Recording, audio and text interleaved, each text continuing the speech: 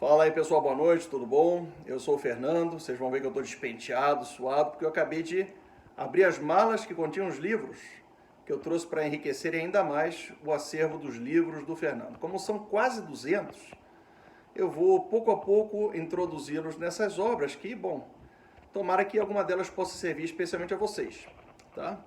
Começar com essa estante daqui, vamos da esquerda para a direita, começando pelas obras completas do Santo Antônio de Lisboa. São livros publicados em Portugal. São 2 livros, a edição é preciosa, é muito bonita. Tá? São recentes, são de 1987. E aqui, junto às obras completas, existem comentários famosos, né, da Gama Cairo sobre as obras completas do Santo Antônio de Lisboa. Estes livros estão em espanhol. Aqui do lado eu tenho alguns livros publicados pela Biblioteca de Autores Cristianos, em conjunto com a UNED, Universidade Nacional de Educação à Distância. São publicações de escritos medievais do Renascimento. Aqui eu tenho 5, tá? Um deles do Gilbert de Tournai, né, sobre o modo de aprender. Eles estão, quase todos são sobre a educação. Então, vocês que estudam pedagogia, vocês que buscam, por exemplo, né, aprimorar um método do homeschooling, eu acho muito interessante, né, as dicas, os conselhos que esses livros podem dar a vocês. 2 livros do Vincent de Beauvais, né, que foi um padre dominicano contemporâneo a Santo Domingo de Guzmán. Tá? Um sobre o Tratado sobre a Formação dos Filhos dos Nobres. Se vocês acham que são nobres e têm filhos, tem que comprar, com certeza. O outro sobre a formação moral do príncipe. Insisto, é muito interessante para entrar nesse contexto de excelência humana que se deriva nessa preocupação moral, nessa preocupação pela educação e assim por diante.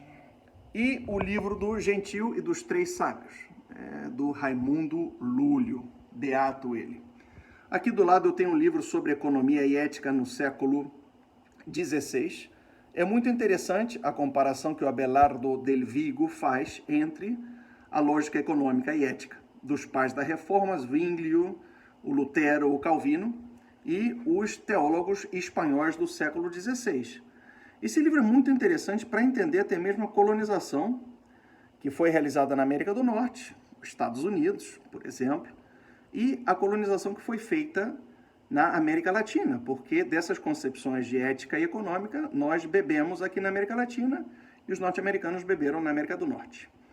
Itinerário da Virgem Egéria. A Virgem Egéria é uma virgem interessante, porque ela fez peregrinações pela Capadócia, né, atual Turquia, Jerusalém, Constantinopla, até o norte do Egito, e foi narrando essas viagens. É muito interessante para entender o contexto do cristianismo no século IV. Tá? Aqui estão as obras, as Relecciones Teológicas do Francisco de Vitória, muito interessante para entrar no contexto da teologia da Escola de Salamanca. Tá?